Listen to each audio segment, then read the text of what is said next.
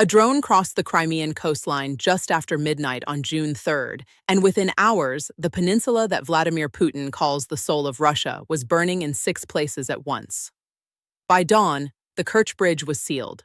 Fuel depots were craters. 4 military airfields were echoing with secondary explosions. And somewhere in a Sevastopol hotel, a Russian family on holiday was listening to the war arrive through the window. But the fires that night were not the real story. The real story is what those fires revealed: that the largest naval fortress Russia has ever built is quietly being converted into something it was never designed to be: a trap for the very soldiers sent to hold it. And the most unsettling part is not what Ukraine did on June 3rd. It is what Ukraine has stopped needing to do. Every war has a piece of ground that decides everything else, and in this one, that ground is Crimea. Whoever holds the peninsula holds the Black Sea Fleet, the southern logistics corridor, and the Sea of Azov. Lose Crimea, and Russia loses the southern theater. Hold Crimea, and Ukraine never gets a lasting peace. Kyiv understood this earlier than most of its Western partners. So instead of trying to storm the peninsula, Ukraine chose a slower, colder approach. Make Crimea unlivable. Cut the supply lines, burn the fuel, blind the radars, empty the hotels, turn the crown jewel into a liability. June 3rd was not the beginning of that strategy. It was the night the strategy stopped being theoretical. The attacks came in waves, and they were not random. Each target was a different vertebra of the same spine. The opening strikes hit 2 fuel depots in the Vardiiska area outside Simferopol, the same depots Ukraine had burned the previous October, the same depots Russia had quietly rebuilt. Hitting them again was a message: repair is not a defense. Whatever you fix, we will burn again. Almost simultaneously, 4 of Russia's main military airfields on the peninsula lit up with air defense fire and explosions. Belbek, Kacha, Saki, and Gvardeyskoye. These are not secondary fields. They are the backbone of Russian air power over the Black Sea. Then the suburban rail line between Ivazovska and Kerch was cut, the line that distributes whatever crosses the bridge into the rest of the peninsula. At 2:40, the Kerch Bridge itself was closed to road traffic, and within minutes at least, 6 powerful explosions rolled across the port city. The occupation governor of Sevastopol claimed 7 drones were shot down. He said nothing about what the other drones hit. Counting interceptions is easy. Counting craters is a confession. But these were not 7 separate incidents. They were one coordinated act, and the act had a purpose: to attack all 3 layers of Crimea's lifeline in a single night. Crimea breathes through 3 lungs. On June 3rd, Ukraine punctured all of them. The first lung is external resupply, the routes connecting the peninsula to mainland Russia. There are 3: the Kerch Bridge, the maritime ferries, and the R280 Novoazovsk highway running through occupied territory. The bridge has been structurally compromised since the underwater attack of 2025. It cannot carry heavy military loads and was closed yet again on the night of the strikes. All 3 ferries that once supplemented the bridge have been sunk in previous months. The R280 is now a shooting gallery, watched continuously by Ukrainian drones. Every fuel tanker, every ammunition convoy moving along it is a target waiting to be selected. The second lung is internal distribution, what happens to supplies once they arrive. This is what June 3rd specifically targeted. Cutting the Ivazovska-Kerch rail line means that whatever does cross the bridge cannot easily reach Simferopol. And striking the Simferopol fuel depot destroyed the distribution node itself. Even if fuel arrives, there is now nowhere to store it and nothing to move it through. The third lung is air capacity, the ability to defend what remains. Hitting 4 airfields on a single night degrades sortie generation, burns through air defense ammunition that cannot easily be replaced, and disrupts the maintenance cycles that keep Russian jets flyable. As air defense thins, more drones get through. As more drones get through, more depots burn. As more depots burn, air defense thins further. It is a closed loop, and Russia is on the wrong side of it. For the 60,000 to 70,000 Russian soldiers stationed on the peninsula, this is no longer abstract. A T-72 tank consumes 260 liters of diesel per 100 kilometers, and that diesel is no longer arriving on schedule. Rotations cannot be performed. Frontline units are stuck in place. Fatigue accumulates. The garrison is still there. Its capacity to fight is not. The most revealing detail of the past week did not come from Ukraine.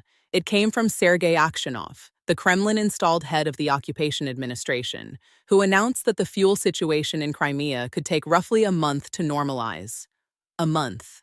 This is a man whose job is to repeat that everything is under control. For him to publicly forecast a month-long fuel crisis is the closest thing to an official admission of strategic damage that the Russian system permits. And Aksyonov's estimate carries a hidden assumption that should worry Moscow more than the fuel itself. He is assuming Ukraine will let him have that month. There is no reason to believe Ukraine will. On paper, Crimea is supposed to be one of the most heavily defended pieces of territory on the planet. S-400 batteries handle long range. S-300s cover the middle tier. Dozens of Pantsir systems guard low altitude. A layered radar network ties it all together. A drone, in theory, should not get through. The theory has been collapsing for over a year. Since 2025, Ukraine has been running a sustained SEAD campaign, suppression and destruction of enemy air defenses, across the peninsula. The logic is elementary. Kill the radars first, then pick off the launchers that are now blind. In May 2026 alone, Ukrainian strikes neutralized 28 separate air defense assets across Crimea. Radars, Panzer launchers, command vehicles. The Panzer S-1 system has been hit with particular frequency because Russia keeps deploying it forward to counter the drone threat, and forward deployment is exactly what makes it vulnerable. Ukrainian FPV drones home in on the Panzer's own active radar emissions and dive into the source. Every Panzer killed opens a gap, and on the next attack, Ukraine flies precisely through that gap. Layered on top of this is a resource problem Russia created for itself. The most capable air defense systems have been pulled toward the front lines around Donetsk and Zaporizhzhia, where the drone threat is more immediate. Crimea has been demoted to rear area in Russia's own planning, and its defenses are being thinned to feed the front. Ukraine's swarm tactics, 20 to 30 drones from multiple vectors at once, exploit this thinning ruthlessly. While the system engages one drone, the others continue. The 7 that Sevastopol's governor claimed to have shot down are no more meaningful than fireworks. The drones that matter are the ones that hit. To understand why this matters strategically and not just tactically, the most useful frame comes from Ukrainian military analyst Oleksiy Hetman, who said something after June 4th that deserves to be quoted carefully. If Ukraine destroys roughly 1/3 of Russia's logistics infrastructure in Crimea, he argued, it effectively neutralizes the Russian force there. The reason this matters is that the relationship between logistics and combat capacity is not linear. A unit that receives 20% less fuel does not become 20% less capable. It collapses much faster than that. Hetman put it bluntly. If even half of what's needed fails to arrive, the unit becomes completely dysfunctional. You cannot apply proportional math to a military supply system. It functions, and then suddenly it doesn't. Apply that framework to today's Crimea. The bridge is not at full capacity. The ferries are gone. The highway is a kill zone. The internal rail has been cut. The fuel depots have been struck repeatedly. Nobody outside the Russian general staff knows exactly what percentage of normal resupply is still arriving. But Aksyonov's one-month confession and the introduction of gasoline rationing suggest the number is approaching the threshold Hetman described. The Crimea garrison has not collapsed, but it is no longer comfortably above the line. The threshold is a military concept. Its civilian shadow is already visible on Crimea's streets. Fuel rationing began on May 30th. In Sevastopol, gasoline is sold only with prepayment and coupons. Filling jerry cans has been banned outright. When coupon-free sales were briefly attempted a few days ago, queues stretched 2 kilometers in Yevpatoria and 3 kilometers in other cities within hours. People now start queuing at midnight. Some sleep in their cars waiting for the pumps to open. The crisis has spilled out of the gas stations and into ordinary life. Farmers cannot find diesel for spring planting. Delivery companies are cutting routes. Product variety in markets is narrowing and prices are climbing. Hospitals are struggling to fuel their emergency generators. A black market has emerged, charging 3 to 4 times the official price, and the Kremlin is conspicuously not shutting it down, because the black market is now the only distribution channel still functioning in some areas. In a country that exports energy to the world, people on the peninsula it annexed are sleeping in their cars to buy gasoline. No propaganda line survives that image. Crimea was marketed for a decade as Russia's domestic Riviera. That marketing is now actively unraveling. More than 70% of tourists arrive by car, and they cannot get fuel to leave. Hundreds of Russian holidaymakers are stranded on the peninsula. One local tour guide described the situation candidly. There isn't even an official count of stranded tourists. People are running out of money. Their stays are extending. Nobody is reimbursing them. And every night brings new explosions. Vacationing families now listen to air raid sirens from hotel windows. Tourists driving in via the land corridor travel the R280 under drone threat. The summer season was supposed to open in June. It opened with blast waves. Russian travel blogger Sergei is now openly telling his followers not to come. Reservations in Feodosia are down 10%. Smaller hotels on the southern coast are reporting 5 to 10% cancellations. It is not yet a collapse. But the trend is unmistakable, and each new strike accelerates it. There is a name for what is happening here, and it was written down years before it began.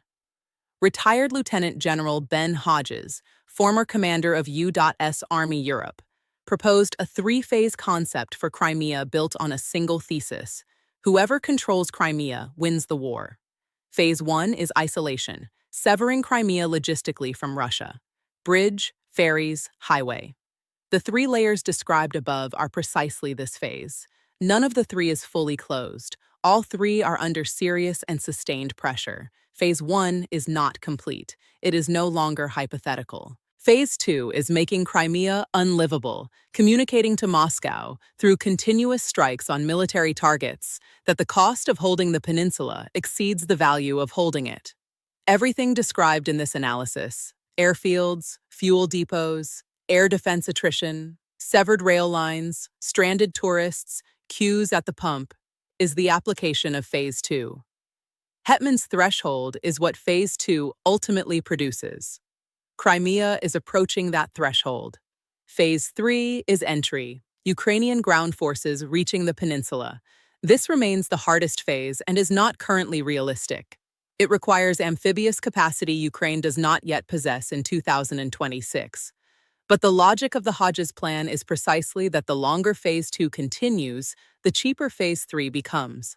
As defenses are dismantled and units are worn down, the cost of defending Crimea multiplies for Russia until, at some point, that cost is no longer payable.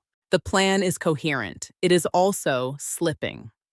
Hodges himself predicted in 2023 that Crimea would be liberated by that summer. It wasn't. His mechanism may be correct while his timing remains optimistic. It would be dishonest to leave Russia's remaining cards unmentioned. They are real.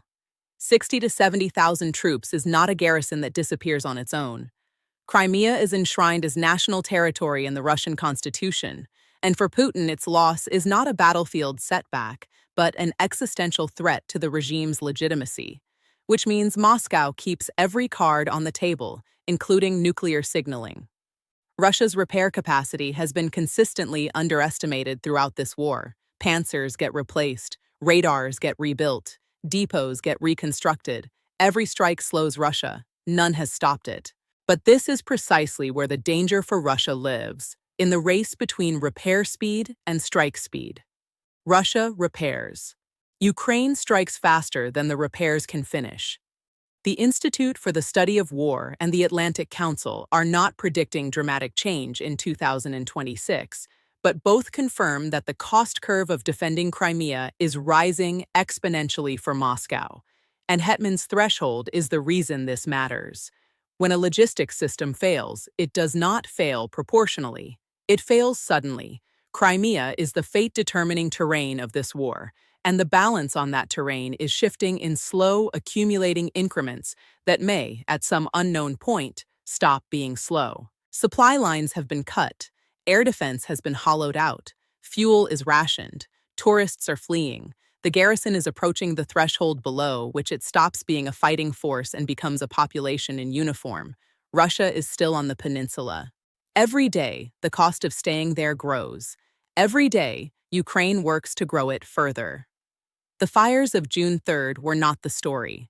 The story is what the fires revealed, that the strongest fortress in the Black Sea is being converted, strike by strike, queue by queue, cancellation by cancellation, into the most expensive piece of real estate in the Russian Federation. The only real question left is whether the collapse, when it comes, will arrive on a schedule anyone can predict, or whether one ordinary night will simply be the night the threshold breaks.